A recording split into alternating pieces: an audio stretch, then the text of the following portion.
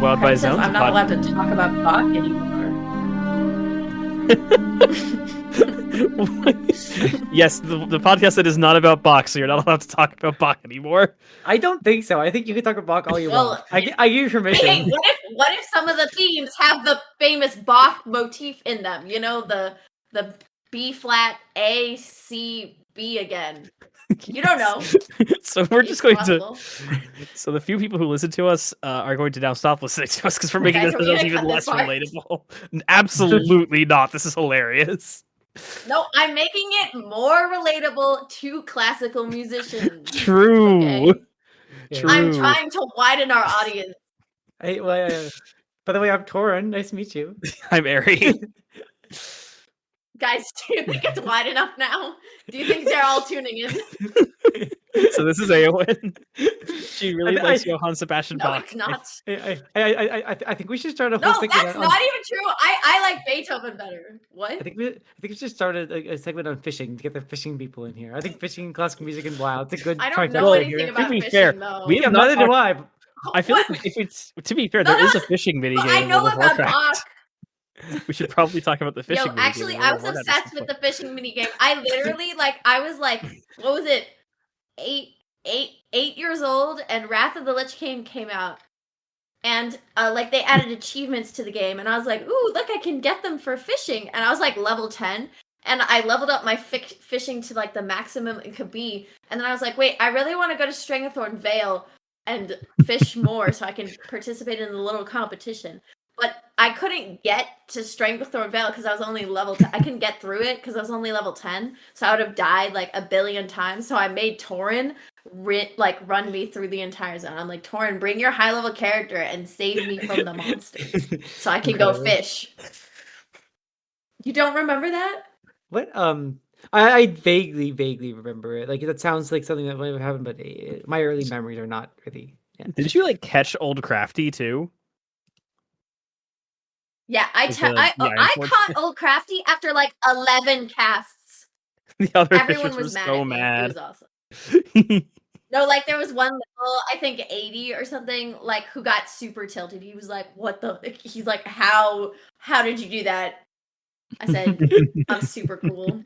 My little 8-year-old self was like, let me flex on this high level guy. Anyway, this cast we're going to be talking about Stonetalon. But before that, unfortunately, our last cast, Redridge Mountains, I lost the recording. Yes, it is all Torin's fault and not Ari mine lost whatsoever.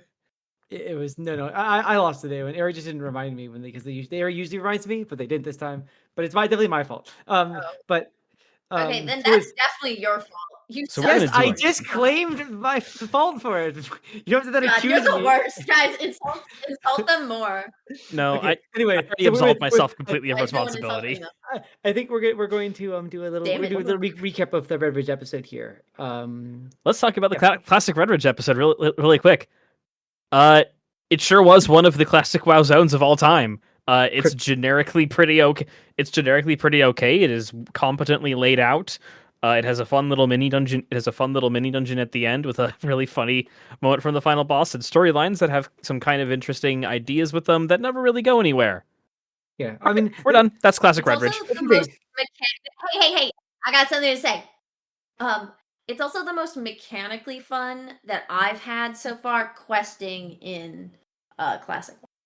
Mm-hmm. Yeah, I think it's a really well controlled. Actually required. I think the town is really nice. I like the bricks, the new brick feeling of the road going through, the weird sort of alienation of the soldiers clearly maintaining the space because of the war with the Black Rock orcs up in the Burning Steppes. It definitely just feels like a good space. It doesn't feel like there's anything really dumb with that space. So yeah, it's kind of a sad zone, even though I like a lot of what it did. Cataclysm Redridge was a lot more interesting to talk about. It has mostly because the way it uses the war movie thing with the giant reference to Rambo. That is during the actual episode, we had a big discussion and argument over what is how much value does a reference have, and if basically if you don't understand the reference and can get value whether you can get value out of it or any like stuff like that. I liked the way that it was in there. Like I've never watched Rambo, whatever, but I really enjoy the story, and it draws a lot of American like civilian resentment, and like Iraq War veteran resentment of the war, which was very topical at the time, which I thought was interesting. Yeah, it's also But interesting. used the Rambo as a lens for that. Yeah, as Ewan mentioned, like the whole like really easy to get the folks fixated on the it's a Rambo reference. This is just this zone doing this movie sort of thing. When I think that type of thinking, it's like on one level, it's like you're getting lost in you just focus on the one reference when there are so many different possibilities that go into what makes the reference sort of fit into a work, and the different ideas that can work outside of the reference. And if you just point the reference and say, no, this is referentially, so I'm thinking about the reference primarily, versus, is the reference too sort of in your face and distract from the actual experience? And you think that like, because it kind of work, just use a reference to the level that you just lose sense of it's fitting into a larger thing and just becoming the thing in itself. It was an interesting discussion. I think that episode was quite fascinating. Yeah, I personally am of the opinion that I think the way the reference that a zone being a 2/3 reference like this betrays a lack of trust in the material that they're actually working with, and makes and contributes to a feeling of the game like it takes me out of the zone. It makes it feel less immersive as a place to make it this much of to dedicate this much of it to a massive pop culture reference. So we had that discussion earlier. I also want to talk about, like, I just want to briefly mention John J. Keeshan, which is like feels like one of the only points of continuity between the classic version of the zone and the next version. Basically, in the classic version, he's like this badass guy who you free, and then he's like super powerful, unlike most escort quests, and is actually able to help you with fighting and doesn't die like after 3 hits. And then in the second zone, or in the Cataclysm version, he becomes Rambo. He is still that badass guy, but the story is now about him. He isn't a side quest of this cool guy I have to rescue. Like most of the zone is about his story. I just like John J. Keeshan. I like him. Fair enough. Sure. It is sort of a testament to just how Cataclysm relates to and takes ideas from classic and recycles them, reconstitutes them, and creates this new space. Where, like I said, the classic one would be very, very resistant to doing such a large scale reference like that sort of thing. It's really important for classic for every zone to feel classic fantasy, like these generally slow moving. You have like these like very melancholy music a lot of the time, and you move from place to place as this adventure. Where Cataclysm sort of takes that same thing. Oh, look at this person, this thing we interacted with once. It's like almost like 2 heroes passing. Let's take it and say that is actually a story of history that we should look into. I thought that was kind of interesting. It's just there's a lot more direct, like in your face storytelling in Cataclysm writing, whereas classic is all about like environmental, like the environmental storytelling, the little hints of things, not always telling you what's going on. And sometimes that's good, and sometimes that's a problem. On both levels, on both sides. Yes, definitely. Yeah, that's why I said sometimes it's good and sometimes it's a problem. Yeah, yeah. For classic and for Cataclysm. Yes. Speaking of a version where the classic version is a problem, I think now that's a good way. I think that's a good place to start. Stonetalon sucks. It sucks, guys. It's so bad. It's just God. Stonetalon Mountains. I don't think it's Elwyn Forest bad. I don't think it gets quite down there. I really hate it. Cataclysm Elwyn Forest is uniquely terrible, and what a lazy job it is. Okay. But Stonetalon is pretty bad. Stonetalon. So let's start with just when you enter Stonetalon, you're generally entering it from either the Barrens or Ashenvale, and heading towards a place that is like a nice rusty red mountain range. Hey, sounds familiar, right? some sort of Yeah, ridge but this time it's of gray. reds. It's gray. Well, it's only gray because of like all of the clear cutting and also the burning. Yeah, but Redridge is red. The Yeah, main Um, the main enemy you run into at the start of like Stonetalon Mountains is, and they're sort of the thread that is. I would say they're the thread that's around the zone, but it's more they're just the people you keep revisiting throughout the zone because they don't really exist outside of their one place. It's the Venture Company. It's those dudes from the Torrent starting zone we mentioned earlier. They're doing bad venture company things and clear cutting the forest and feeding it to making big shredders and selling it to the highest bidder, presumably. I don't think that they're using the cut down lumber to make shredders. I think they're using the shredders to cut down the correct. trees. Yes, That is what I meant. They have a big That's lumber. just my opinion. They have a big lumber mill, and they're doing some unethical stuff in that regard. Right. A lot of the zone is like you working with like these different tar, like for the horde side. I could put the horde side. I'm working with these Taran druids who are like, oh wow, this is like a really serious issue. Like there's issues with like wildlife, problems. Druids are losing the connection to magic because of the nature being cleared. Enemies like harpies and other sorts of like semi-intelligent like beings being driven out of their lands and causing like serious problems. All these sorts of things like associated with this venture company.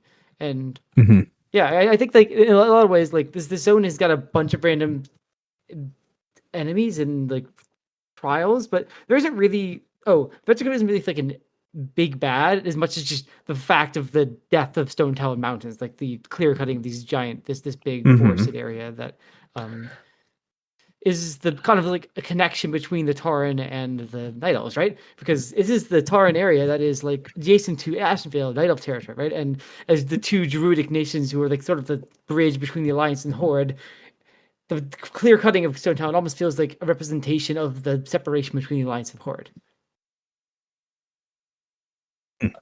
I feel like the Alliance side is kind of weird because you spend most of your time like with this gnome and night elf not talking about like nature very much, but talking about how night elves need to see that magic is useful, and the gnome's out to prove to the night elf lady that like his alchemy is gonna be helpful. Like it seemed like a really weird, like I understand like that's something important, and they're trying to get like not all gnomes are like crazy drunkards like in Dark Shore. But it really felt like kind of weird and not very compelling of a narrative to me. I was like, I don't care. I hate you both. Also, I hate these quests. But that's just because I kept dying, so I was mad.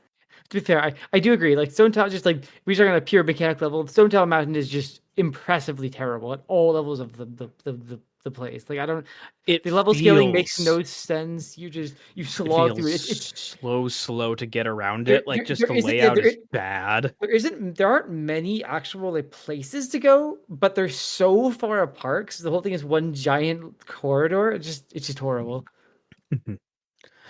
Pretty bad. Yeah. The other main besides the venture company clear cutting place, there's also an evil gnome there. He's just sort of there. There's an evil leper gnome, and you kill him because he's bad. There you go. Hey! We got to experience some goblin racism towards gnomes. It was very. What do you mean? What is this description? He's the head of the venture company. He's the charge of the whole operation. He is, and the goblins wanted him killed because he like specifically was ordered basically there was a negotiation with the cartels for the venture company not to like basically to have much slower and smaller sort of scale like forest logging, but they of course just ignored the orders and just like did this clear cutting logging, and that's why you were going to also a story about a goblin who like was supposed to work with the venture company but was like, oh god, they employed a gnome. Ew, I'm out of here. They did do that too. Yes, that was pretty funny. And you killed the snow. I think disingenuous. We're just killing him because he's a gnome. We're killing him because he betrayed the goblin sort of like code of where you're supposed to dig. He's also described in a fucking gnarly way as like this insane cyborg who is like does it say disease-ridden cyborg who's like replaced half of his flesh with metal. His model is just a generic leopard, but like the description of this character is like really metal in a way that like is sadly just not really played out in any real way. Yeah, and actually, conversation with him is really cool because you fight him on top of this giant water wheel, like overlooking the whole operation. And the quest description says that he's like obsessively like perched in this like huge place because you need to see what every single little thing that's happening under his jurisdiction. I don't know. I thought he was a pretty fun villain in that regard. I feel like unironically, if I were to like the first change I would make to make this zone less awful is increase his presence. Like make Gorenzo's like fucking like make this Gorenzo this horrible like evil cyborg gnome guy who is just harvesting what remains of Stonetalon's resources that have already been like done. Like that's a good concept for a villain. It fits well with the zone. It's just that the zone doesn't really work. Yeah, I'm sorry. No, it's sort of like Arugul, but like worse in that sense because Arugul like the presence is undermined, but he at least like has like his concept at least is there. His presence is felt through more of the zone than the surroundings of the Shadowfang Keep. Whereas Gorenzo's guys are just in the one bit and don't really impact the rest of the zone. I think the issue with the zone is right. There's 4 sections of the zone, right, for leveling. Well, 3 for the alliance because one of the things for the horde is killing alliance. But that's kind of there's the Venture Company morally bad. There's the Grim Tonin area. There's the Charred Vale with all the harpies, and then there's the Druid place. And we think about okay, these things all exist, and they're connected by that theme of like our environmentalism. They're all affected by the environment in some different way, but yeah, they're all sort of all this sort of conflict here is caused by what the Venture Company did. But why is it not brought together with any? Why is that not more of a disconnection here? Why is that all just sort of like based on I don't understand why the Tauren and the Night Elves don't talk to each other at all. Well, that's because we have to engineer conflict in our PvP game, of course. But I think it's probably mostly the Grim Totem because Magatha's playing both sides. Yeah. True. Also speaking of the fucking Charred Vale, like, when you play, but when you play as an alliance, you don't talk about or interact with the Horde at all, or the Grim Totem. Like I don't think any of my quests talked about Horde presence in Stonetalon, which is why I thought it was weird. I just feel like I need to bring up the Charred Vale. Especially weird since like you guys had a quest to literally go to the grove that I was getting quests in and kill like random ass night elves, right? Okay. What? The main NPC contact for that one was a blood elf. And again, this is before blood elves are like part of the Horde or even affiliated with the Horde. Wait, they're just did sort he of have like armor random... that exposed his nipples like that guy in the Barrens? No, it was a woman. Braylon Firehand. Have ones that exposed her nipples? Fortunately, no. Damn. Unfortunately, no. No. Yeah, she's Braylon Firehanded. Her entire characterization is she's a huge jerk. She's real big mad that night elves are oppressing magic and are like keeping her from like the rightful legacy of like the my god, literally calm down. Well, of Ajara and stuff. Yes. Specifically, she's like, the night elves like claim like dominion over these ruins of Ajara's like kingdom, despite rejecting what Ajara stood for, and that seems unfair. Which like they're already living there. Like is some interesting, is some interesting character concept. You could do something with this. I don't hate her quest, but one issue with it was just like we have no fucking reason to like help her with this stuff. Yeah, she just says, "Hey, go up there and kill some fucking alliance because I'm tired of their anti-magic bullshit." Yeah, there's no like coordination with the Horde presence. There's no like real. She just says, "Hey, I bet you hate night elves as much as I do." Yeah, the Tauren never asked you like to kill night elves ever. The Tauren in the zone are like almost the whole like Tauren like thing. The conflict in the zone is that the Grim Totem, which is another level of Tauren, up to just started slaughtering the Tauren villages around here. Like while they were trying to deal with like the environmental like problem, right? The Tauren are in this weird sense of like, do we act? We defend? We act violently? Do we continue our ways? And the leader was actually like sent there as like a Is he thinks, oh, I'm sent here basically as a warrior to avenge my people, to go and kill the harpies, to lead this army. But as you go through his quest from him, he slowly becomes more and more sort of like placid and demure, and he's like, oh wow, actually, like as I enact this violence, people, I realize that doesn't really mean anything, right? I still look around and see Stonetalon mountains and like ruins, and I just want to bring it back. I guess that's why I was sent here to learn like how to like actually save people, actually like make the world a better place. And I thought that was really cool. And it's like he's like 20 yards away from this like weird blood elf who's like, hey, slaughter all night elves.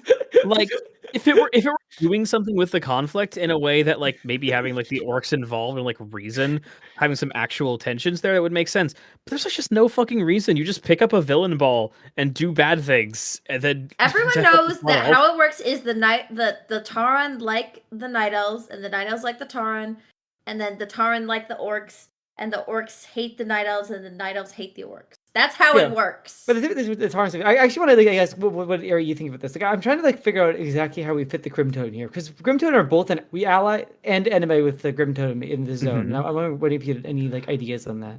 Well, okay, so the idea with the Grim Totem is the Grim Totem themselves, and they appear more in Thousand Needles, of course, because that's their main holding. But the Grim Totem are a rival tribe to the Bloodhoof. Is sort of the idea behind them. They reject the Horde. They largely reject like the Bloodhoof dominance and the way the Horde is propping them up as leaders among the Tauren. They object to this and think that their strength is the one that matters here. They should be in charge, and their tribe should control the Tauren territory. This doesn't really come up. This is more like a thing in other lore. Their leader, Magatha Grim Totem, however, is a respected shaman. Her position as a seer, a shaman, and an advisor sort of like takes precedence over the Grim Totem, over like the distrust that many feel for the Grim Totem, and why she is a place of respect in Thunderbluff, even though her clan is the enemies of the Bloodhoof. I feel like we talked about Magatha more than I ever thought about her while playing this game. Magatha has a fairly large presence on the Horde version of the quest line, where in addition to like killing the Grim Totem, Magatha is the one who has like you get a poison to deal with some of the venture company people, and her experience as elder shaman is what is called upon by the Tauren and Orc shamans here to help deal with the corruption within Stonetalon. Yeah, she gives you the things which bring the trees back and stuff. She basically gives you like magic trees to like bring everything back. So it's like it's this weird thing. It's like it's the blood. I get that, like, in a way you can kind of see her as like a evil vizier type, right? She's whispering like poison in the ears of the rulers, and sort of like, wow, her like. I feel like she's like a very Varys from Game of Thrones figure. Like she has like a lot of like strings that she's pulling from the background. Mm-hmm. Yeah, she is such a conceptually cool character, and they never do her justice, in my opinion. Yeah, because it's like it's clear she wants Stonetalon to be like restored, or she's on the side of the druids of that in that way. But it's like, I don't know, it's kind of interesting. You know, what level is well, how much is she speaking to the Grim Totems here? What level is the Grim Totems taking advantage of this deforestation was like part of like a big plan, sort of the strike, I guess, the Bloodhoofs, or how much is just like sort of what just happened in the situation and just sort of figuring out from moment to moment. It's one of the ideas. It's probably the strongest idea in the zone. It's still pretty half-baked, but it's probably the strongest idea that's in the zone for the Horde side. Yeah, for sure. Well, aside from Gorenza, which results in badass evil cyborg Dr. Doomas gnome. Or like Captain Planet shit. Why would you cut off your arm in order to replace it with a mechanical one? Just add a third arm. I love that. But that goblin is awesome. Yeah. I actually think that generally the quest writing was good in itself. Like, there's just a lot of entertaining and fun, like characterizations of random characters and stuff like that. It's just that they weren't in the service of anything. Yeah. Like, I think besides what we talked about, that's basically the entire zone. There's nothing else. Well, we haven't talked about the worst fucking area. We didn't talk about the the place that is hell. Yeah, but let's not talk about it. There's a It lot sucks. of Hey, random we high gotta level. talk about how it sucks. There's a lot of It high level does enemies really that make no sense. They're all together and they're all in this burning place. And you like kill them, but you die 30 times and you leave. Like, it's I don't know what there's to say about it. Okay, we just had to say that. That's all we needed. We can move on now. It just makes it. What really annoys me is there's no given like explanation for why it is like that. Like, why is the charred veil fucking like that? Chimera, and why is it there? Like, what's up with that? Is it like if it had like some significance? Like maybe it was the area where the last quest in the orc campaign took place in, like where the demons caused problems and they had to like capture Grom. No, maybe something happened. That happened in Ashenvale. Oh, it did. It happened like at a Stonetalon-y part of Ashenvale. So because of Stonetalon is only featured in the orc campaign, and it's just like when you're traveling. Right, and that one mission where you go to the caves, which aren't in, which the Stonetalon Peak caves, the caves where you find Medivh, which aren't in this zone. Oh, I don't even remember that. They like had a really interesting like area in Stonetalon in Warcraft 3. It doesn't fucking show up here at all. That suck it.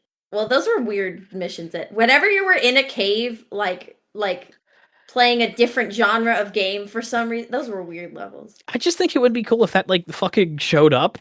If that area like was like alluded to. There's a cave with kobolds in it. We all love those, right? God. I'm gonna save that for my least favorite. Yeah.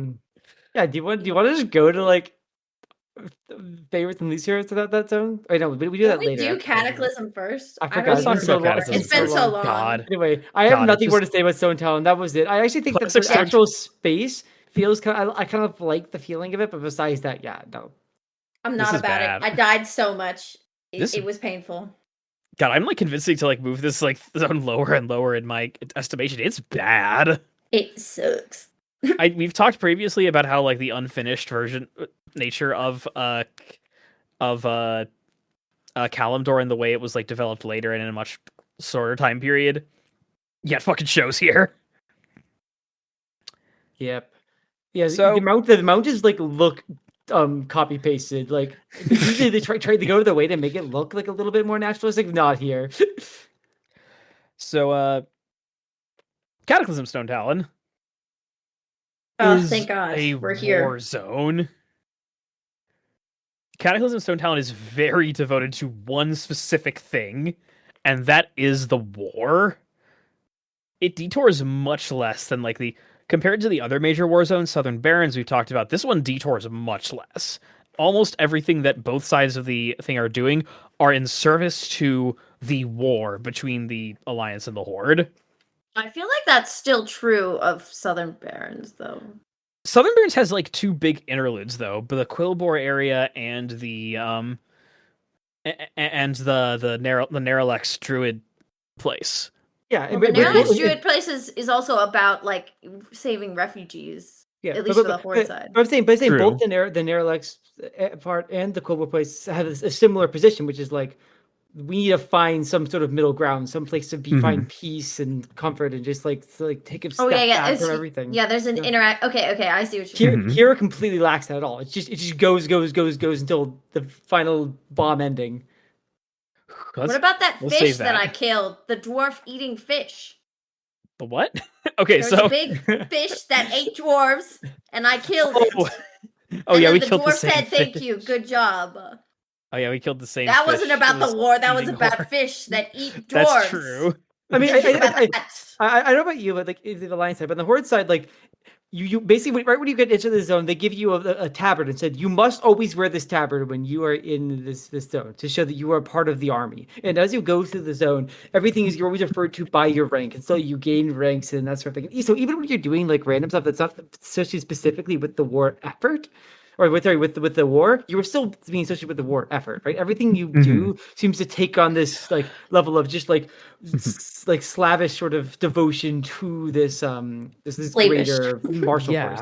Even the hunting quests, like there's a hunting quest you do for some trolls, and it's not for like the traditional reasons you do hunting quests. No, it's so the troll could do a big spell, to do some big voodoo magic to help the Horde, fucking destroy the Alliance presence here. Yep. Like there's another similar quest, where you like at the same time where you go and like enslave a bunch of kobolds, with the purpose of sending them off into like basically fight a bunch of alliance soldiers. Like every interaction with the environment is actually just ultimately an interaction with the alliance on the horde side. I think that's like Yeah, that's it felt not true of the alliance. It felt so Really? overwhelming and really cool. Yeah. So there's like it's mostly for the war effort, but there's a few quests that are like obviously the fish one, but that one's really short. There's also quests where you go to Highborn Ruins for these two asshole night elf mages and like go and capture some spirits. He says so you can lay them to rest, but I'm pretty sure it's to do fucked up experiments on them based on like what the quest text says. But like I feel like there's more breaks. Like in turn, like I've played the Alliance side before and I've played the Horde side before. They definitely feel different in that the Alliance zone until the end of the zone feels very much like a standard zone. Like like you're like, oh, conflict with the Horde, yeah, this is the problem. But it's like the thing that feels different is the trickle of interacting with the bomb at each stage of the zone. Like there's always a quest related to the big bomb in the sky. That's what feels different about the zone to like as an alliance player. But mostly it's a pretty standard fare of like, the horde is the big part of this zone, but also I have other quests to do with other things. Makes sense. Yeah, I do want to go over talking about the bomb. The bomb is really interesting because I think we talked in Southern Barrens about how the Alliance and Horde quests sort of existed lateral to each other to the point where they were building tension together, but it's like you cannot get a full like sense of what the zone was without one another, right? They exist in this sort of like double helix structure around one another where every stop is just another like level of building up to this like ultimate like big conflict. And this is similar, I think, but in a way, it almost is dissimilar because I think the Horde and the Alliance themselves are full experiences. It's the bomb itself and its progression through the zone is what sort of both sides refer to. Yeah, the bomb is what cycles between like it's the big connecting tissue between both stories. Yes, and it's like and the bomb itself is not like a living entity, right? There are people who interact on the bomb. The bomb is this neutral material object that is just slowly floating throughout the zone up to the very it's top honestly of the world. Terrifying, like looking at that thing, like especially after the conclusion of the zone, like that thing is so ominous. And I think it's really cool the fact that so much of the zone is focused around these human interactions. Obviously, the human interaction is war in a lot of the cases, but this like getting camaraderie through through your part of the actual horde of the army or in the alliance side. You're interacting. You said like interacting with like the highborn relics, right? You're living in this space. Like you're working with like the reason why the alliance are even here in the first place, why anyone lives in these places, where is this culture thing? But at the same time, it's always like looking at this thing that is in the middle that sort of is going through its inevitable process, and you always know that there's going to be an end to that, right? It's almost like this long tension. No matter what you're doing, that tension is always building until the release. Yes. That's really, like for the alliance, like the alliance story is very much set up so that like to present your character as the big hero who's going to save everyone in the end. Like for the alliance, the story actually starts in Ashen Vale with quests of you like are sent to go and get some supplies from the goblins. Like you kill them, take their supplies. And while you're doing that, you see this giant bomb on top of this structure, and you're like, hey, what's that? I should probably tell my commander about that. Yeah. And so you go and tell them about it, and they're like, that seems like a huge problem. Okay, so basically I want you to go back and destroy it, and then basically as she's saying that, you see, like, you get phased, and you see the bomb floating over your head, like on a big balloon into Stonetalon away from Ashen Vale. And she's like, oh, fuck. Okay, you go there, report to like the next guy and tell him about that. And then you guys will deal with that. And then like as you go through each big story beat, like you keep interacting with the bomb. Oh, you almost got it. Oh, you were so close. And you keep almost getting there, and but doing good deeds along the way, and eventually like the big both the human commander and the night elf commander are both like, oh my god, you're such a hero, you're gonna save us, oh my god, you're our savior. And then at the very end you fail. Yeah, it's interesting. Oh, boy. When the horde like progresses to the zone, a lot like we actually ride the balloon with the bomb in it itself up. You through do the that zone. as the Alliance too, while you're trying to break it. I see. Yeah. And eventually we get to the. It's interesting because you go into the zone, right? You're not really thinking so much of the bomb, right? Because it's sort of like to your actual experience as a grunt, you're sort of like it's sort of lateral to you. So you're doing your own thing, you're helping out the people, that sort of thing. And the bomb is just there, and you just sort of like use it literally as transportation because you're like, oh yeah, we're going that way, the same way we're going anyway, right? And eventually you get to the very top of the zone, right? To this Tauren's like small town, like at the top of this whole place. And you basically you talk to the leader there, and he's desperate just to basically like he's like, something is wrong here. Like we this is not what we're about. What is this being used like because basically the horde is the commander has fabricated a plan, like basically a secret a weapon of mass destruction in the it does in fact use that phrase. Yes, in the druid main tree. And so it's like, of course, so we talked about response to the Iraq War. Well, yes, no, it's all over Cataclysm. Yeah. But when you go there, like you go there basically when you to the tree, because you're basically like the Tauren chieftain's like he's like, hey, can you like I sent my son to try to figure out like what's going on, if there actually is like a weapon, can you go and like check it and see if he's doing okay, right? And you go there and you find him just dead. It's just like a bunch of slaughtered corpses there. Also, I should note that like the outside of the druid thing is a war zone. You are covered in like siege weapons on both sides, fighters, giant treants. It's a big glorious like war sequence here. And then you go past the war sequence to this area. I don't feel like it feels glorious looking at it though.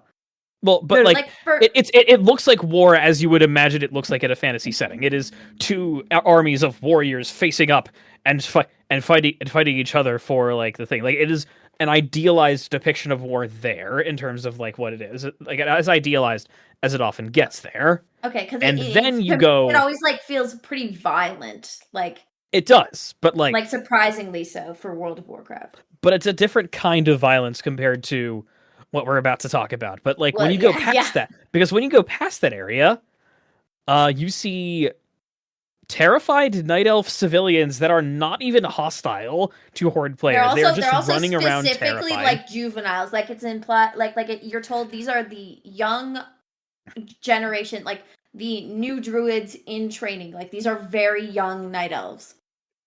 So I felt like that was really, really important to go. Yes. So you walk by all these, like they're literally running in panic, and you like walk by them, they just ignore you. You go up the tree and you find the chieftain's son's body just on the ground, like surrounded by like the night elf children. And you find in his hand clutching the fucking like insignia of the general. You go back and you go back to the Tauren chieftain and his wife, show him what happened to their son. They call out to the general, asking him, demanding an explanation for what the hell happened. The general then, of course, says, it's treason then, and tries to kill you all. You kill his ass. And by the way, at this point, you have been like the great legionnaire, the hero of the horde, the representative of the great commander here.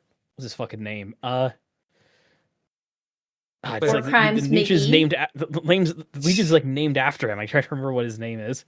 Yeah, well, look, if you fight this like this is one of the generals, but then you go to the overlord, and the overlord is like how do I say it? Cromgar. That's the guy's name. Cromgar. He definitely has this like sense of like he never directly like orders any of the things going on. You don't see it happening, but you're sort of like you get a sense. Like the Tauren sent you to basically tell him, hey, it's all over now. Like there's nothing here. We basically like killed the general for like going against like laws, and like we are actually going to be in the good place, right? And the guy says, oh, okay, follow me, and he takes you to it. And when you come back to the Tauren camp, the Chief's wife is dead, killed Yeah. by all of the Tauren guards are gone, replaced with orcs under his command. Oh my god. And Terrific. the sky itself is burning as if there was a fight here. Yeah, every single building has been completely destroyed. Mhm. And you go over to this overhang, and he's like, and then the Tauren chieftain is like, has this kneeling, but you can't do this, right? And looks to you and says, "Okay, now find out what it's like, what it means to be a part of the Horde." And then he sends the balloon out. And you just watch, completely helpless to do anything, as you just watch the thing drift out above the night elf town, drops, and I want to note destroys the whole thing. Right before this happens, like as the bomb is drifting over to the night elf thing, like finally you like the head of the grove, who's in the overhang, looking down on the tree, is like, "Oh fuck, oh no, we don't have enough time.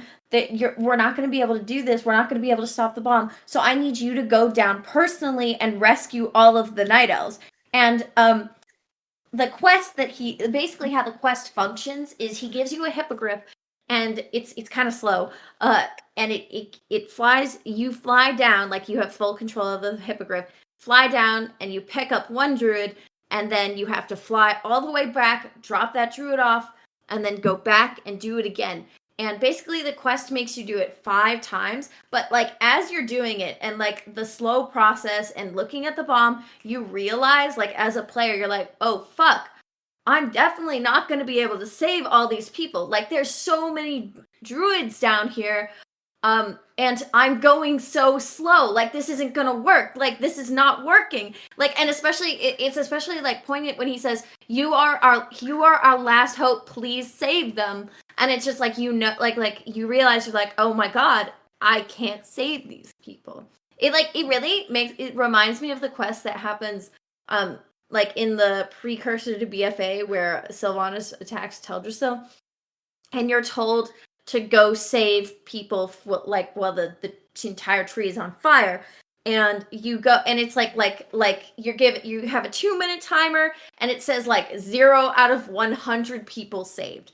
And like you go up to people and you save them, but like in 2 minutes, like as your progress is very slow, you're like, "Oh fuck, I'm not going to be able to save these people. This is awful and horrible." Like it makes you feel super powerless as a player, which is always which is especially rough for the Alliance player, who's being like entire time has been set up as the conquering hero. "Oh, I can do anything. I can save all these people. I am the hero of this story." And then you just get shut down super hard.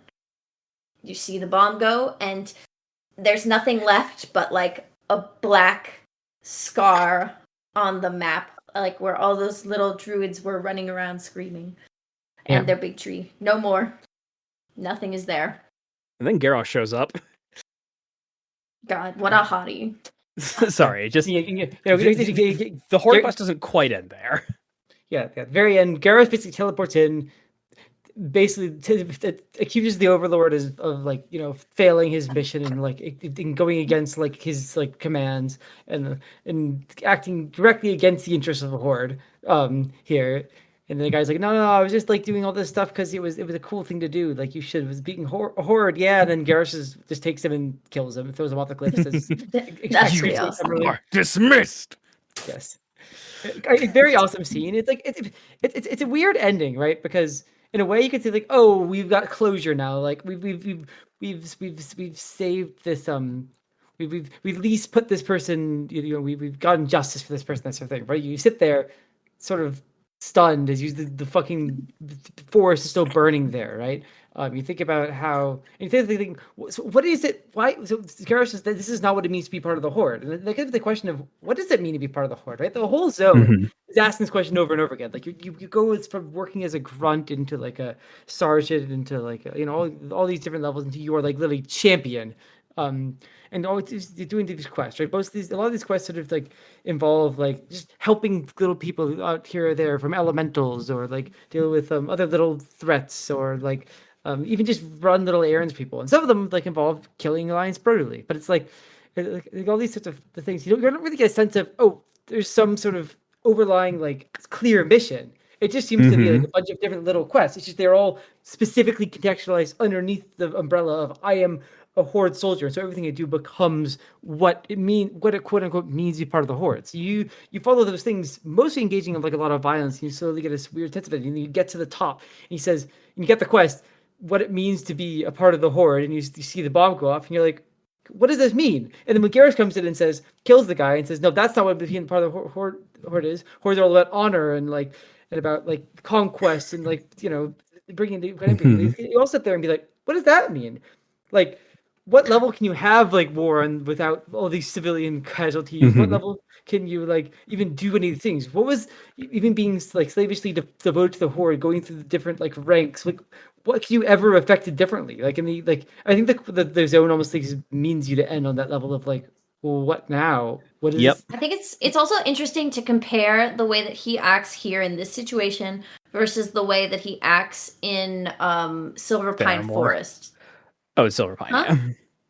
No, not Theramore. Theramore is where Garrosh's character changes. That's different. Like I think that is a distinct change to his character. Bombing Theramore. Yeah. Like besieging Theramore, totally in character for Garrosh. A bomb seems out. Like I think Garrosh's writing has always been consistent when you contain it to one expansion. And then when you move on to the next expansion, it changes. But if you compare it to the way he acts in Silverpine Forest, it's clear that Garrosh has this idea of what he wants the Horde to be. And it seems like no one around him is acting how he wants the Horde to be. Like, which is really funny. Like it's so obvious to us as players, like how hypocritical Garrosh is and how little he actually understands about the world and how it functions. Because like here he is like throwing his commander who like committed war crimes off the cliff.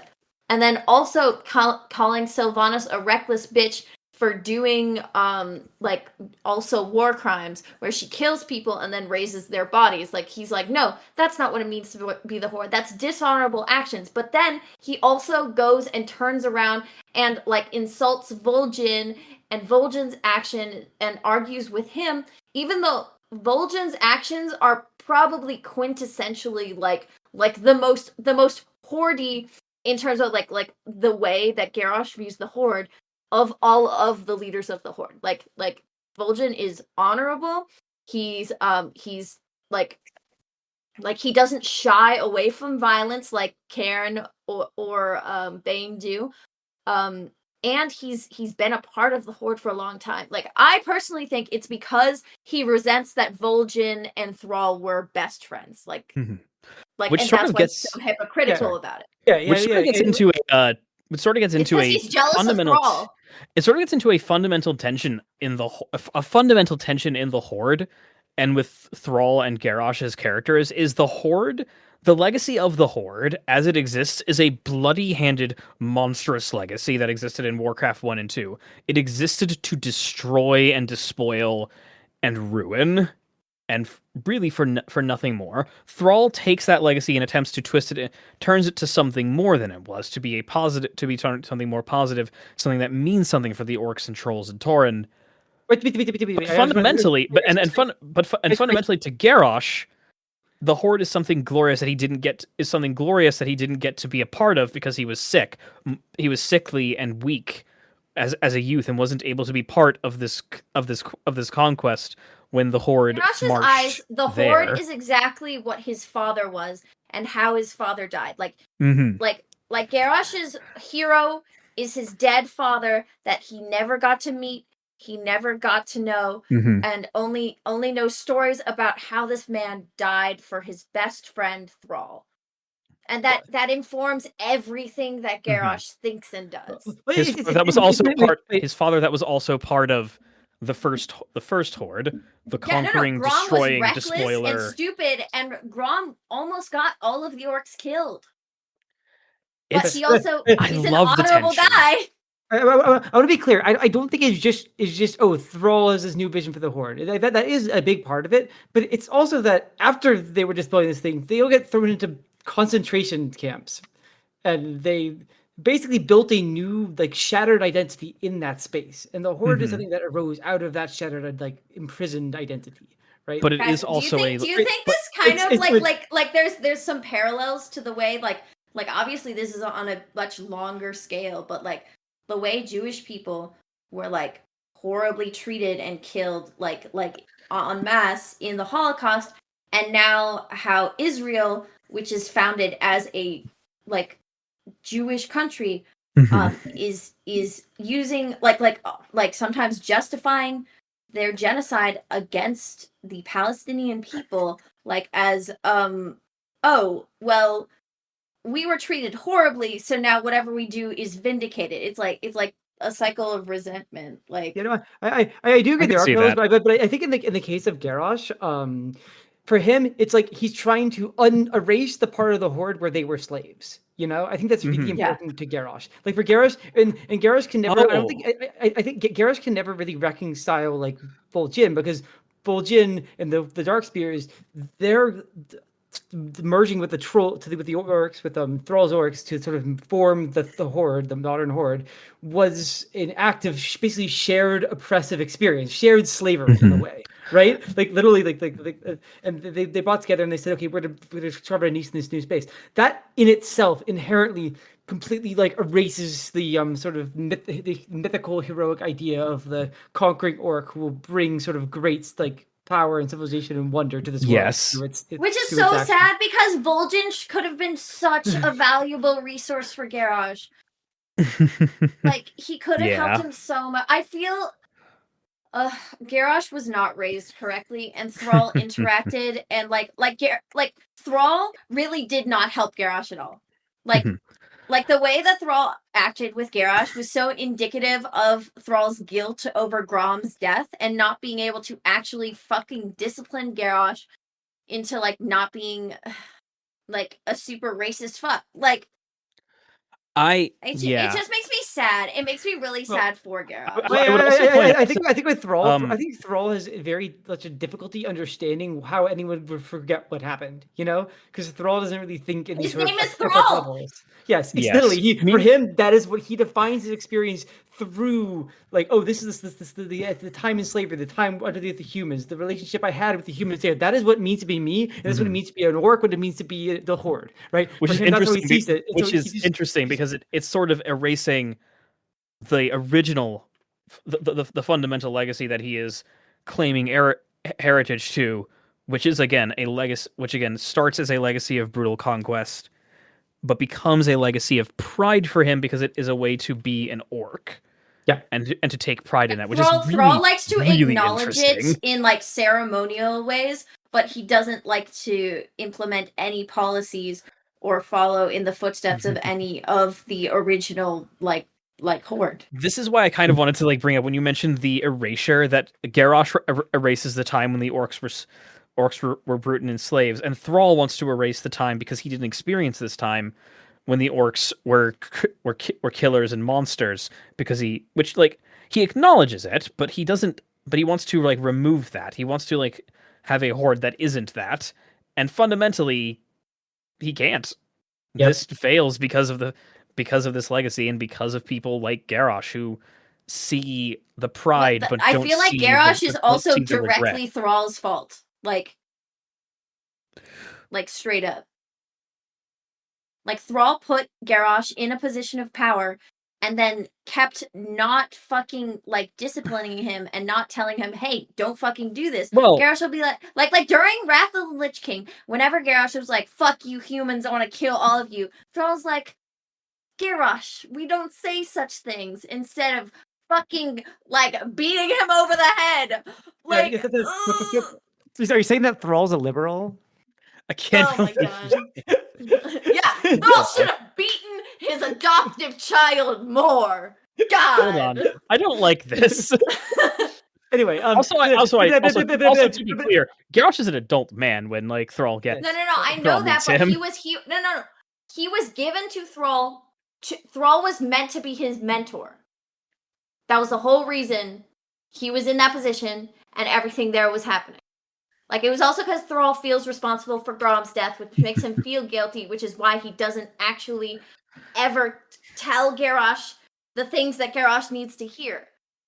We sure are Which is a talking about huge Garrosh problem. a lot for a character that shows up like the very end of the zone.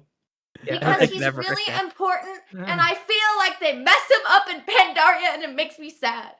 God, they messed up. I do have a question.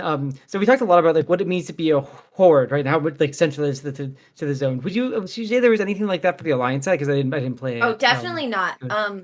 Like there's no cultural like basically the only people you interact with are night elves, mostly night elves, and like one human commander guy. There's no real sense of like, oh, it's the like we're the Alliance and it's so cool or whatever. It's not like that. It's more like, okay, this is a huge problem. There's a big bomb and that's messed up. And we're worried about this, and also we have to like the way that the Alliance storyline works is you're very much set up like as a conquering hero, like you personally. It's not about Alliance identity. It's about you as the savior of this place. And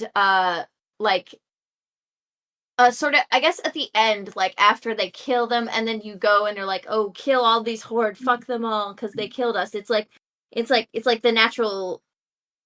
It's like you don't ever feel like part of the Alliance until you've been actively victimized, and like have all the innocents killed in front of you. For sure, that makes sense. Like I actually want to make a like it's a lot lighter. Like I something I've noticed is that like the Alliance seems to be much less of an entity than the Horde, right? The Horde is, even though the Horde is like less stable than the Alliance, the Horde seems to be so strongly defined by the relationship between the different factions and how they sort of come together and how they sort of like clash, and what it means to be the Horde is a really, really important question to every single person in the Horde. Okay, right? I think that's true of the Alliance, but way more in Eastern Kingdoms. For sure. But I was gonna say, I think that the Alliance almost feels like they call it it's the Alliance, right? What it is almost feels like a defense. Like the alliances are a pact between two entities to mutually defend each other. That is what an alliance is. Yeah. And it feels like the alliance is an alliance, right? They exist in sort of a shared like defense against something, right? In different ways, right? Originally, the alliance of the humans was an alliance against orcs, who were coming through the basically literally alien invaders. But also, like, then there's the undead alliance versus that. It's all these sort of things. The alliance existed as a shield, right? The night elves don't really have much culturally to do with the humans, but they have a shared, protective sort of goal. And I think it's kind of interesting how they yeah. Well, night elves allied with humans out of mutual hatred of orcs. For sure, yeah. But what I would say here is how like both the so for the Alliance, like it makes sense that your sort of progression in the zone is very individualistic. It's you, the hero, who's going to save everyone, gonna conquer, gonna bring peace and defeat those evil horde, right? Right. You are the individual. Where in the horde side, you are just a part of the army, and everything you do, even the things that are individual exploits, are things that exist in relationship to that greater entity, to your identity within the horde. But the thing is, you have that sort of communal and the individual, and but they're all sort of like superseded by the bomb, right? It almost feels like you have these two like threads of power, of like the existence of war with the single and the multiple, and those things just sort of become sort of almost like obliterated, like the difference between them, what it means to be an individual or a community, to be an army or a warrior in relationship to like an almost this inanimate object. And I think that's really, really, really cool. Especially because you think about what the original point of the zone was, right? The first zone, the classic zone, it was an environmentalist zone. That's the whole idea of what Cataclysm Mountains. All the conflicts come in some level from the destruction of the environment of the place and how to deal with that. And here, the bomb destroys it all. The environment is clearly actually coming back from the classic zone. It's much more restored at that point, even though it's not clear there. But at the very beginning of the zone, you see horde soldiers just burning trees down to find alliance soldiers who've been like hiding in them. Like there's this sort of like shared sort of, I don't know, like there's some shared level of we need to save this place. We need to do this thing. But the moment the trees are knocked down, or the nature of the environments break down, then I feel like you just become, all that's left is the war. I don't know. I think it's just a really, really, really cool idea for a zone. I think we pretty much talked about everything there is. Like, shall we move on to favorites and least favorites? Yeah. Sure. All right. So what was your least favorite thing about classic Stonetalon? My least favorite thing was how many times I died due to the very poor design of the zone. I died like 70 times. It was horrible. I cried each time. My least favorite part of the zone was the fact that the Grim Totem and the Venture Company are things that happen mostly at the beginning of the zone, when they are by far the most important and compelling things that define the zone. And it feels like, well, what's the point? We just go things like, oh, we got some cool things with the environment and with like destruction of that, and trying to the weird internal the conflict of the Grim Totem and all of those sorts of ideas. But instead of like answering those things or trying to like bring those together and like be like, okay, what is our sort of conclusion here? We just sort of say, well, we took care of those things, so let's just move on. And I'm like, oh, okay, well, this zone feels like it had an idea and we just threw it away. My least favorite thing about the zone is Gogorok. Okay, so I finally get to talk about this one. So Who's Gogorok? there is a big cave full of kobolds that are mining some strange crystals in service for like a purpose that we don't really know what. They are mining these strange crystals, and you go in to investigate the cave. You see this big dark evil crystal in the in the middle of the cave. And you're like, huh, that's weird. You go back to the shaman guy, and he says, oh, that crystal contains Gogorok and earthen. And sort of explains what earthen are. And he said, you gotta get rid of it. That's it. That's all you get. And then you go up there, you break open the crystal, and there's an earthen comes out, and you kill it. That's fucking it. You don't do anything else. Earthen. There's no, like, explanation of, like, why this is bad, or, like, what the earthen are doing. Like, what is Gogorok doing there? You set up this interesting thing with these, like, kobolds doing, like, this fucking like nonsense things. This is like, when you could use a little Cataclysm directness. They really could. Unironically, they could have done something so interesting here. They could have like they had this like concept of this like locked away thing, primordial being that is controlling these creatures to do something. Do we know what? Not really. Does Gogorok have any characterization? No. Does anything like about this matter or be mentioned ever again? No, not even a little bit. This is your introduction to the Earthen. They just sort of exist. Blah blah blah blah. God, that sucked. I was like actively mad at how little there was here, how thin this was. Yeah, I didn't see this on the Alliance side, so whatever. So it's the thing with Stonetalon Mountains just feels like a bunch of just random stuff. It just like almost feels like a filler zone in so many ways because of God, yeah. It's like, but there's so many cool things that it could do that just begins to do, but just says nope. I won't try. I won't even bother. Mm-hmm. Yeah, I just felt Gogorok was the most egregious of them for sure. What was your favorite thing about Vanilla Stonetalon? The Grim Totem just as a concept, honestly. I love them. I think the Grim Totem are really cool. I really like the weird violence. Like, oh my god, like you come back and you just find his village completely destroyed, right? It just I don't know. Like when you like he has to, like the one guy like asks you to save his daughter, and you like escort her, but to save her, and she walks through the ruins of her old camp. But just like it just feels like so strange and confusing. It's like these are Taran. These are people who share this space. Right? Both of these people are ultimately hurt by the destruction of the environment, but like I don't know, some kind of tribal entity or the competition over resources and just drives this violence. You go to Agatha and like try to fix it, and you're like, but it's you're just like you don't even know what to like make of this question. I really liked that idea, that like sort of ambivalence over this space.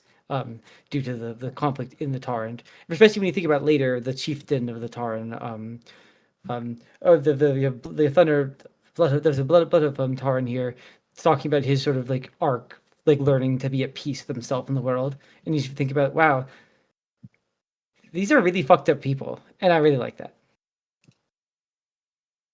My favorite. Okay, I think my favorite is probably like the quest I get from the gnome, which is like fucking impossible to do by yourself, but the game knows this. So because it's a gnome that you're interacting with, he gives you a bomb and tells you and a journal, and like he gives you like 4 different items, and he's like, okay, so what I want you to do is I want you, like, you have to go to this place there's like 1 billion enemies there, so that's not good for you.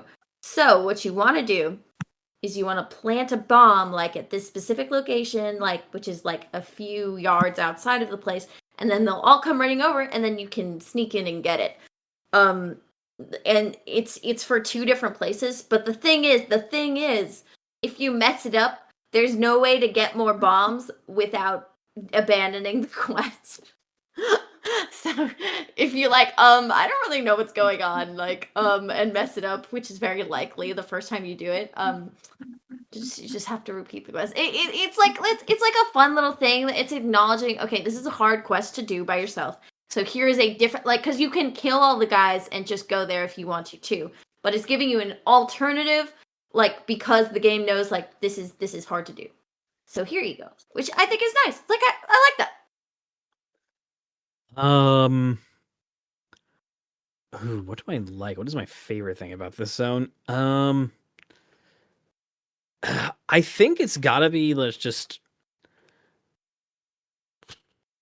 I think it's gotta be like just a lot of the visuals in the zone, but specifically the big fucking like water wheel scaffolding where you fight Garenzo Wrench Whistle is just such a cool little like set piece there, looking out on this like overseer looking out upon the clear cutted industrial evil of the venture company is such a nice vista and such a great place for a showdown with your villain. I think that place is really cool. They also venture company sure does not have OSHA because there is no railings up there. True. It's spooky. I did fall in the water. What was your least favorite thing about Cataclysm, Stonetalon? I think my least favorite part of Cataclysm Stonetalon is like the whole beginning section where you're like slowly working through the ranks. I like that part a lot, and I like the ending of the zone. But if you like the middle parts of the zone, where you sort of enslave the kobolds and you fight the Grim Totem. You fight the Grim Totem. It just feels like, oh wow, we're doing this stop. But the Grim Totem apparently have an ally with the Alliance, but it's like, okay, but the whole interesting part of the thing about the Grim Totem is this weird inner fighting of the Tar, and which like sort of is like laterally to the interest of the Horde. But here it's just like, oh, well, if they're just part of the like just joining the Alliance here, I'm just like, we're just fighting more of this war, and it's just like it feels like it removes a lot of these interesting qualities of Tauran politics and what. I don't know. What the question of what it means to be a horde, right? I feel like you could have like really gotten at some interesting ideas here of like which we talked to the Grim Toad at all, and there's we also interact with like a blood elf and a troll here. It feels like we don't get any more perspectives on like horde levels. They basically insult like orcs a bit. It's like they're all dumb and expendable. It's like we're living in this in a zone that's explicitly sort of defined by its sort of orc supremacy. Like, why is there not more here? Why are these characters we just pop into them? They just make some like weird offhanded comment about orcs, and then we kill a bunch of Grim Totem, and then we head off. It just feels like a really big wasted opportunity. Yeah, that part of the zone is pretty weak. So my least favorite part was so after the bomb goes off and the big hole where the all the little night elves and all the big tree were happens, he's like, oh god, that was so terrible. Okay, kill a bunch of horde, they suck. And then after that, and you're like, okay, cool. And then after that, he sends you on a rocket. No, that's not true. He sends you. It's not on a rocket, but you can use a rocket for some reason. It's weird. He sends you to that zone in the classic version, the big like burned hole part of, and he's like, okay, now go kill elementals. And I said, what? Huh? But what? We're not going to deal with the fact that the horde just like committed a bunch of war crimes against us? No. You want me to go kill elementals? Really? That's stupid. Very strange. Like, it's just really fucking totally breaks the fucking like end of the zone for no reason. It's like you could have just gotten rid of that. I don't need that. Mm-hmm. That is odd. My least favorite part of Cataclysm, Stonetalon, was the reference to Bioshock. They just sort of threw in there. They're on both sides. Hates references. Part no, table number 355. I think this one was. I think this one was particularly bad though, because like I felt it was like in the middle of the literal war zone that you're in. There is a little blood elf girl on the horde side, and what is it on the alliance side? Is it a human girl or just a gnome? Yeah, it's a human girl. You know, a little human girl on the Alliance actually, side. she's Gilnean, I think. Gotcha. Because There's her a little dad has a hat. There's a little human How do you girl, and know? I guess there's some characters that are around that are vaguely implied to maybe be their parents. But these kids that are just sort of that are just like hanging around this big robot with a diving helmet on. You see, it's funny it has a diving helmet because you see it's a Big Daddy from BioShock. Uh, and you have to go like you go collect parts for it. This girl is like weirdly like it, which is like this girl is like very very like odd and chipper about this. And then you collect the parts, then you wake up the big robot, and then you do a big rampage. And I just think it just doesn't really feel right here. It feels like a random thing that they just like threw in. Hey, BioShock's popular right now. Let's put in and people like the Big Daddies and Little Sisters because they're an interesting bit of like incongruous juxtaposition between a big horrible kill monster and a little innocent looking girl. Let's just throw that in here with no real thematic rhyme or reason, nothing that feels good with the zone. And in fact, it breaks the thing because this is the middle of an active war zone. Why are there children here? Why is this like, and like, it doesn't add to anything into the zone. The zone itself is very good, and the fact that I'm picking a fairly incongruous quest that's just sort of in the middle of the zone and then forgotten afterwards does speak to the quality of the zone. But like, man, that took me out of the fiction. Oh, to be fair, like at least for the little human girl, like it feels like they do live there. Like at least on the Alliance side, like the places you go feel like people live here. It's just this is also an active war zone. Ooh, yeah. The Horde side is literally a fortress. Like literally, like there shouldn't be civilians here, and there definitely shouldn't be children here. What was your favorite thing about Cataclysm Stonetalon? My favorite thing about Stonetalon Cataclysm was probably the sense of calm before the storm. So like at the end of the zone, when the bomb is like going to its final place, the questing becomes much less sort of like chaotic and doing a bunch of little things to the horde and just becomes serene. The music is like just basically non-existent, right? It's almost like just ambient noise at this point, and you're just sort of like walking around this new place. Never, and you talk with this tar, and you head and do that whole quest. This thing, but the whole feeling of that place is just like the calm before the storm. Just like the bomb is this bomb we've gotten here, and we know it's gonna go off. Right? There's no we know like no matter like we doing all these different quests, we're just like oh okay right. But, like a lot of the things we're doing, like what are before you do that, you go around and like deal with some cloaked like Alliance soldiers who are just like sort of messing up a different camp, and just do that quest and go on. It just feels like, you know, at first I was like, oh, what's the point of this? But it just sort of adds this sort of level of this calm. Like you're just like there isn't really much to do anymore.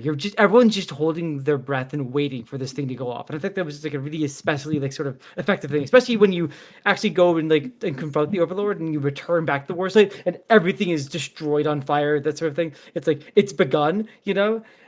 I love that. I think the sense of tension in this zone is kind of perfect.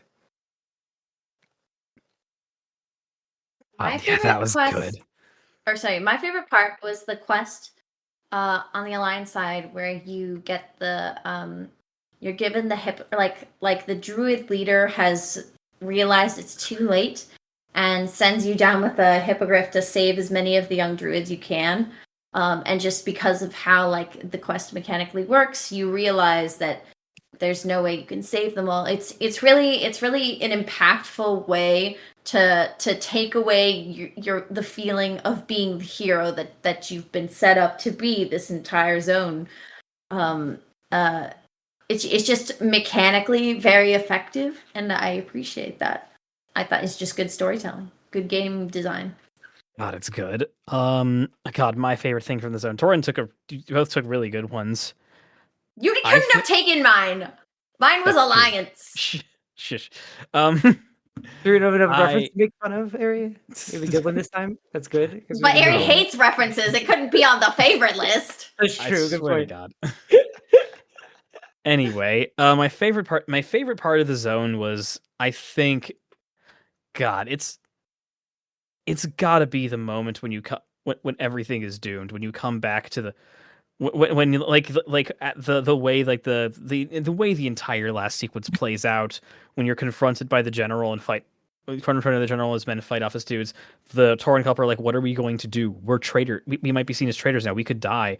And like the husband like telling the wife, "We need to get out of here." And the wife's like, "No, this is the Overlord's champion.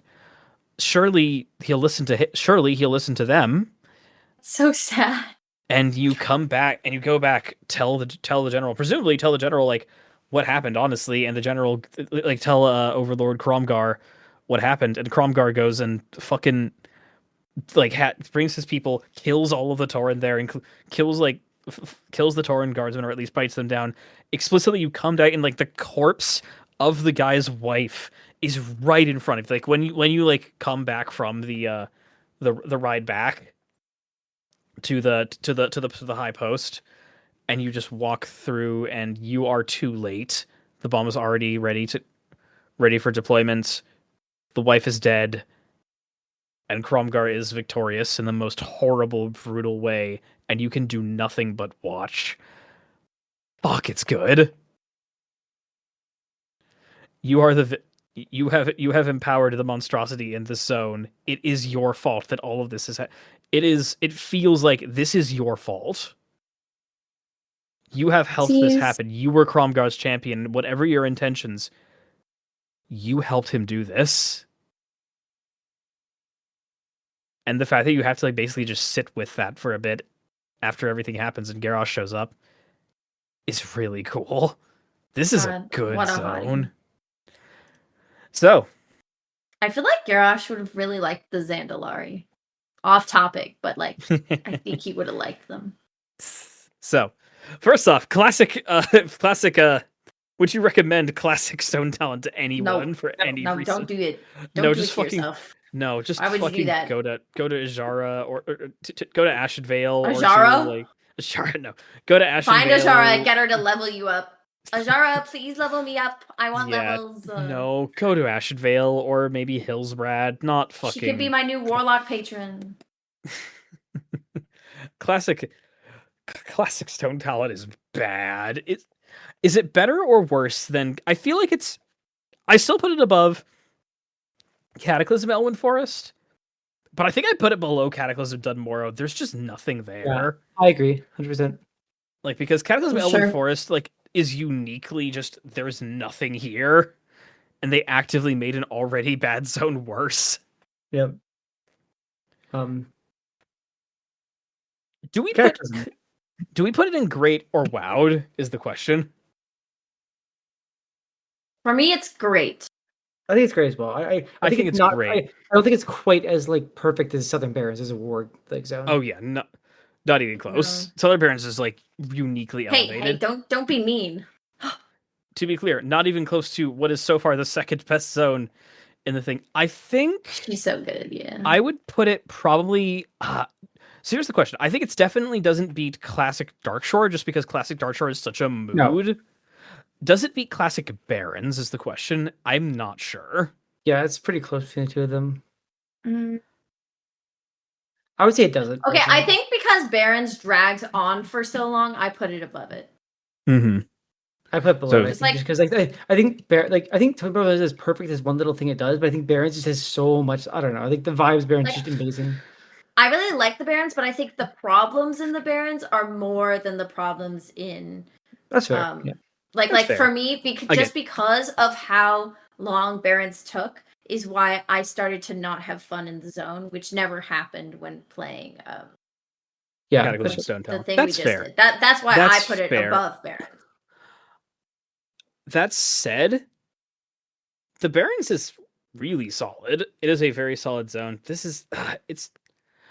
I think Girly, the fact that the end moment is so good in Stonetalon means I think I'm going to put it above Barrens. Right, cool. It's close, but like direct Barrens. And again, to be clear, all of us think it's very close. Yeah. So, with that with that done, what zone are we going to next, guys? I don't know. I don't write this podcast. Asher Vale. We're doing Asher Vale. Yeah. So. The zone that I'm supposed to know that A came first in the alphabet. That's not my fault.